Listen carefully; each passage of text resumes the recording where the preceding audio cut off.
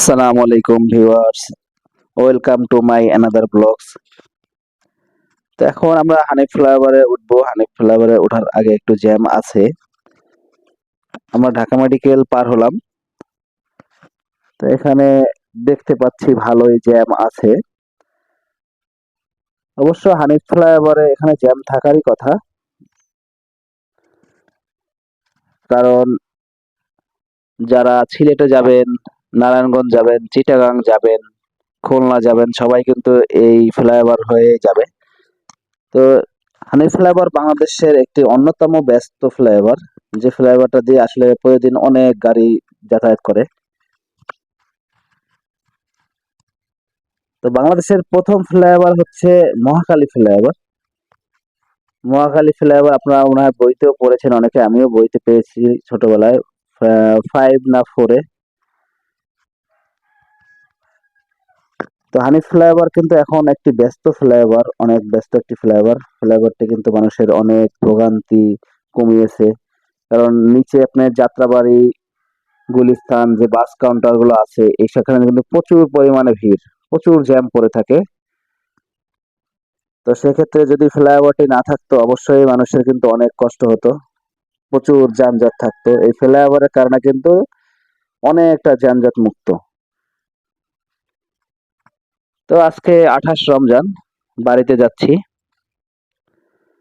Bike নিয়ে বাড়িতে যাচ্ছি, কারণ বাইক নিয়ে বাড়িতে গেলে অবশ্যই অন্যরকম একটা ফিলিংস, ভালো লাগে এবং সময় অনেক বাঁচে, কোনো সমস্যা হয় না। যেমন আপনি বাসের জন্য অপেক্ষা করতে হতো আগে, এখন কিন্তু আর বাসের জন্য, যার বাইক আছে তার কিন্তু বাসের জন্য অপেক্ষা করতে হয় না।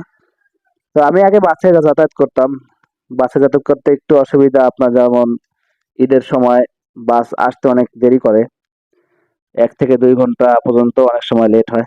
এদিকে রিক্সাওয়ালা কাকা এবং সিএনজি কাকা গ্যাঞ্জাম বাঁধিয়ে দিয়েছেন।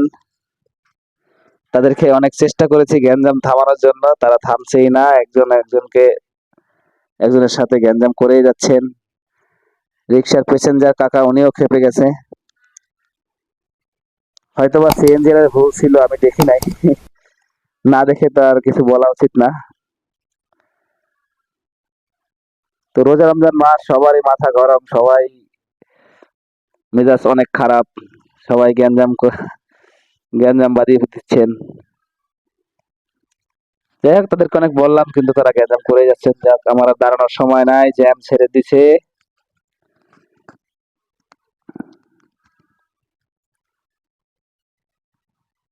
তো রাস্তায় কিন্তু মোটামুটি অনেক বাইক আছে। আর এখন অবশ্য 2:30 বাজে, দুপুর 2:30, বিকেল 2:30। এখন কিন্তু সেরকম রাস্তাঘাটে এত জ্যাম নাই, নাই বললেই চলে। একটু পরে জ্যাম শুরু হবে, 5টার পরে জ্যাম শুরু হবে, কারণ 5টার সময় সকল অফিস বন্ধ হয়ে যাবে, তখন কিন্তু প্রচন্ড জ্যাম থাকবে রাস্তায়। তো সেজন্য আমি অফিস থেকে আজকে একটু আগে আগে ছুটি নিয়েছি, কারণ দেরি করে বের হলে অনেক জ্যামে পড়তে হবে। অফিস থেকে আগে বের হওয়ার কারণে জ্যাম একটু কম পাবো ইনশাল্লাহ। আর অবশ্য আমাদের এখন যে ঢাকা খুলনা হাইওয়ে, সেখানে জ্যাম তেমন থাকেই না। এর একমাত্র কারণ হচ্ছে পদ্মা সেতু। পদ্মা সেতুর কারণে আমাদের যে কি পরিমাণে উপকার হয়েছে, সেটা আসলে বলে বোঝানো সম্ভব না। একটা সময় ছিল মাওয়া ঘাটে আমাদের অনেক সময় কেটে যেত, 2 থেকে 2.5 ঘন্টা আমাদের পদ্মা নদী পার হতেই লাগতো। আর সেখানে এখন আমি যদি ঢাকা থেকে রওনা হই, 4 থেকে 4.5 ঘন্টার মধ্যে আমি একদম বাসায় পৌঁছে যাই। তো বোঝেন কতটা উপকার হয়েছে। আলহামদুলিল্লাহ, পদ্মা সেতুর কারণে আসলে অনেক উপকার হয়েছে। খুব তাড়াতাড়ি বাড়ি যেতে পারি, কোনো অসুবিধাই হয় না। তো হানি ফ্লাইওভারের একটা অসুবিধা হচ্ছে কি, এটা একটু, রাস্তাটা একটু প্রশস্ত কম। দেখেন, একটি গাড়ি যদি চলে, আরেকটা গাড়ি কিন্তু ওভারটেক করে যেতে পারে না, এক সিরিয়াল ধরেই যেতে হয়। মানে রাস্তাটা একটু, হানি ফ্লাইওভারটা একটু প্রস্থ কম আছে। যাই হোক, এই দেখেন কিছু বাইকার আছে, মাথা গরম, ধাপ ধুপ চালায় চলে যাচ্ছে, সে কিন্তু রিস্ক নিয়ে কাটিয়ে কুটিয়ে চলে যাচ্ছে, সেও অসুবিধায় পড়তে পারে, আর অন্যকে অসুবিধায় ফেলাচ্ছে।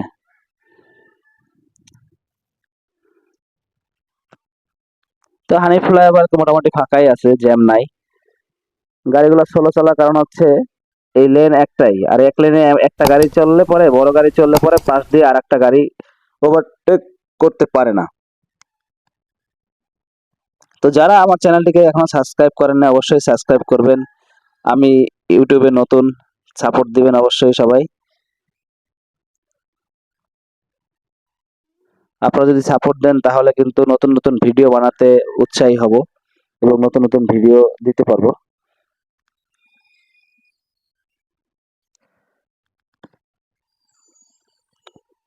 সামনের কাকা ব্যাগটা যেভাবে নিয়েছেন এটা কিন্তু আসলে রিস্ক। এভাবে ব্যাগ ঝুলিয়ে নেওয়া উচিত না বাইকে। কারণ আপনি সবসময় ব্যাগ ছাড়া ব্যাগ কিন্তু ঝুলিয়ে বাইক রাইড করেন না। আপনার কিন্তু একটা অভ্যাস আছে যে আপনার বাইক কতটুকু জায়গা নিয়ে যাবে, আপনার কিন্তু সেই আইডিয়া করে চালাবেন।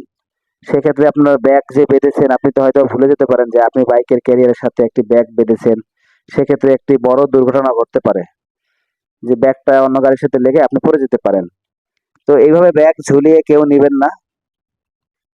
বড় ভারী কোনো ব্যাগ, লাগেজ এগুলো বাইকে নিয়ে পরিবহন করবেন না। অবশ্যই এটা একটা রিস্ক।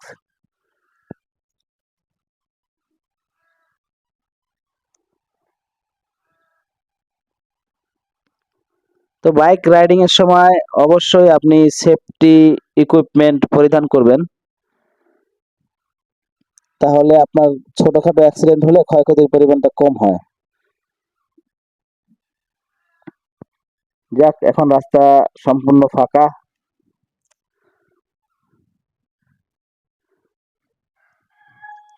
জ্যাম আসলেই নাই, রাস্তায় কোনো জ্যামই নাই। হয়তো হানি ফ্লাইওভারে ওঠার সময় একটু জ্যাম ছিল। ওটা আসলে জ্যাম না বলাই যায়, কারণ ওটা সিগন্যাল। ওটা হচ্ছে ২ থেকে ৩ দিক থেকে গাড়ি হানি ফ্লাইওভারে ওঠে, সেক্ষেত্রে একটা লাইন বন্ধ করে আরেকটা লাইনের গাড়ি ছাড়তে হয়। কারণ সব গাড়ি যদি একবারে ঢুকতে শুরু করে সেক্ষেত্রে কিন্তু আপনার বড় ধরনের জ্যাম বেঁধে যাবে। তো ওটা একটা সিগন্যাল, ওটা অবশ্য জ্যাম ছিল না। তো আল্লাহ ভরসা, আস্তে আস্তে রাইড করতেছি।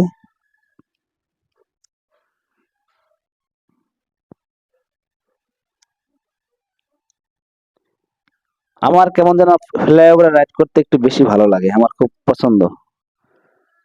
ফ্লাইওভারে জ্যাম কম থাকে এজন্যই হয়তোবা, কারণ ঢাকা শহরে যারা থাকেন তারা অবশ্যই সবাই জ্যামের বিষয়টা জানেন যে কি পরিমাণে জ্যাম ঢাকা শহরে থাকে। ঢাকা শহরে সবচেয়ে অসুবিধা হচ্ছে জ্যাম। আপনি ১ ঘন্টার রাস্তা ২.৫ ঘন্টা ৩ ঘন্টাও লেগে যায় অনেক সময়। এই ধরনের জ্যাম ঢাকা শহরে সবসময় থাকে। তারপরেও জীবিকার তাগিদে মানুষ অনেক কষ্ট সহ্য করে, অনেক জ্যাম সহ্য করেও ঢাকা শহরে থাকেন। কারণ ঢাকা শহরে কর্মস্থান বেশি। বিভিন্ন জেলার মানুষ কিন্তু ঢাকা শহরে এসেই কর্মসংস্থান করেছেন। তবে আস্তে আস্তে বাংলাদেশ অনেক ডেভেলপ হচ্ছে, অনেক উন্নয়ন হচ্ছে, উন্নতি হচ্ছে। আস্তে আস্তে সব জেলায়, সব বিভাগেই কিন্তু আপনার কর্মসংস্থান তৈরি হচ্ছে। তো একসময় আশা করা যায় ঢাকা শহরে এরকম মানুষের চাপ থাকবে না। বিভিন্ন জেলায় কর্মসংস্থান হবে। যেমন সরকার বিভিন্ন উদ্যোগ নিয়েছেন। ঢাকা শহরে কিন্তু আস্তে আস্তে শিল্প কারখানা মুক্ত হয়ে যাবে। শিল্প কারখানা বিভিন্ন জেলায় বিভাগে পাঠিয়ে দেওয়া হবে ঢাকা শহরকে যানজট মুক্ত রাখার জন্য।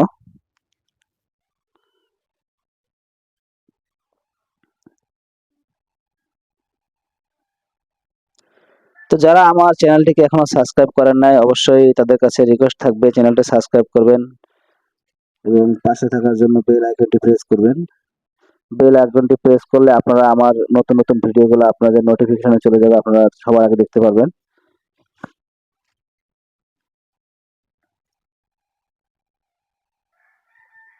তবে এই ফ্লাইওভারের গতিসীমা হচ্ছে 60। আমরা এখন বামে দিয়ে ঢুকে যাব। বামের রাস্তা পার হলে হচ্ছে আপনার ধোলাইপাড়। ধোলাইপাড় হচ্ছে টোল প্লাজা। তো সামনে একটা সুন্দর একটা কর্নারিং আছে।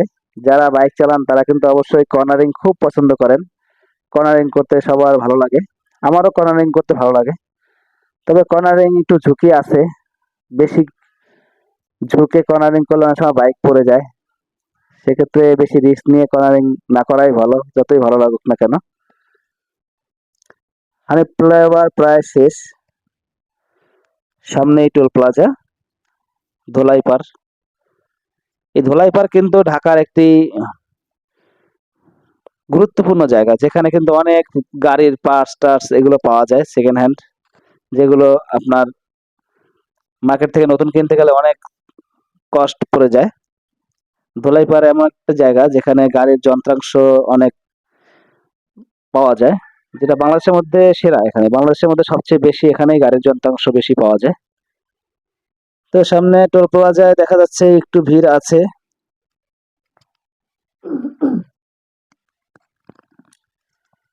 তো এখন কিন্তু বাইকের চাপ কম, আর বাইকের জন্য কিন্তু একটাই লেন, এই বাম সাইডের এই লেনটাই বাইকের জন্য। বাইকের জন্য আর একটা লেন করে দিলে অবশ্যই ভালো হতো, কারণ বাইকের এখানে একটু সিরিয়াল পড়ে যায়। তো এখন তো বাইক কম, আরো তো বিকেলে আরো বাইক বাড়বে, তখন কিন্তু এখানে একটা ভালো বড় সড়ো বাইকের লাইন তৈরি হয়ে যাবে। তো এখানে আর একটা লেন দিলে ভালো হতো। পথে সেতুতেও কিন্তু একটাই লেন বাইকের জন্য। বাইকের টোল প্লাজায় পথে সেতুতে একটাই টোল প্লাজা আছে।